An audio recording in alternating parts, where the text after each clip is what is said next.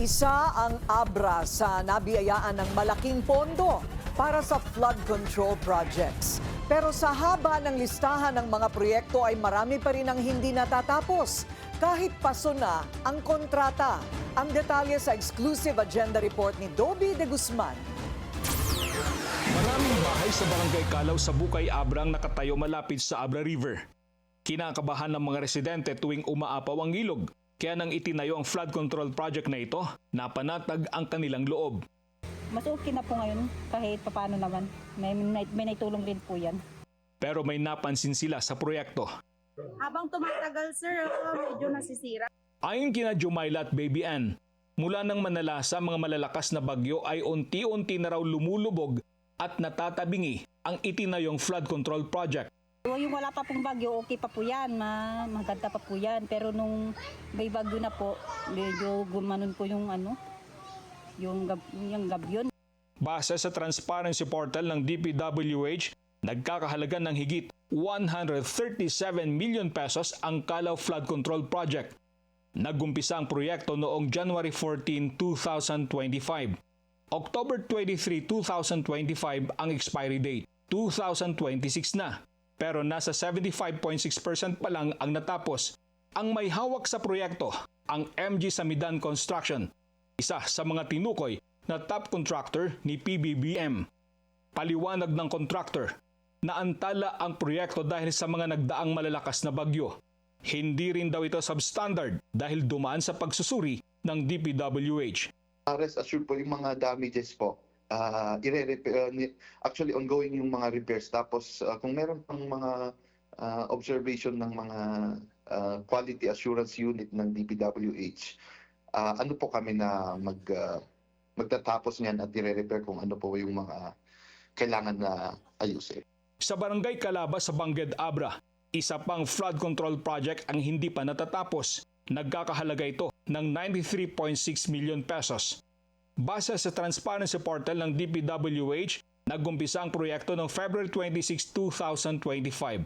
Ang contract expiry date naman ay September 24, 2025. Pero base pa rin sa transparency portal, 49.1% pa lang ng proyekto ang natapos at to be announced pa ang completion date. Ang proyekto ay nai-award sa 739 Builders, isang construction firm na nakabase sa Vigan City sa Ilocos Sur. Ayon sa project manager, humingi na sila ng 90 days extension at iginit na 90% ng mga flood control structure na kung tawagin ay spur dike ay nailagay na. Yung project naman was designed by the DPWH ng district ng Abra. So they are primarily responsible for the design. As contractors, we only implement what was given to us na Sa kabuuan mula 2022 hanggang 2025, may 59 na flood control and drainage project ang hindi pa tapos sa Abra. Ayon sa ilang Abreño, dispayado sila, pero mas mainam na tumahimik na lang. Sa pagsusuri ng Billionaire News Channel, 2 construction company ang nangunguna sa Abra. 2022, karamihan sa mga kontrata ay napunta sa Timothy Construction ng tinaguriang flood control royalty na sina Sara at Curly Discaya. Pero kapansin-pansin na sa tabi ng pangalan ng nasabing construction firm ay may nakalagay na revoke. Pumapangalawa ang 739 Builders at pangatlo naman ang MG Samidan Construction. Pagsapit ng 2023 hanggang 2025, napunta na ang halos lahat ng mga kontrata sa MG Samidan Construction. Mula 2022 hanggang 2025, 83 ang natapos na proyekto ng MG Samidan.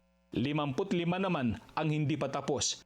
Sa naunang report ng Billionaire News Channel, ang mga lugar kung saan itinayo ang mga proyekto ay hindi kabilang sa flood-prone base sa hazard map na binuo ng Project NOAA. Pero giit ng ilang opisyal, malaki ang maitutulong ng mga proyekto para maprotektahan ang mga ari-arian at buhay ng mga residente, lalo na ang mga nakatira malapit sa Abra River. Ayon naman sa DPWH Abra District Engineering Office, titiyakin nilang matatapos ang lahat ng mga proyekto. Para sa Agenda, Dobby de Guzman, Bilyonaryo News Channel, Abra.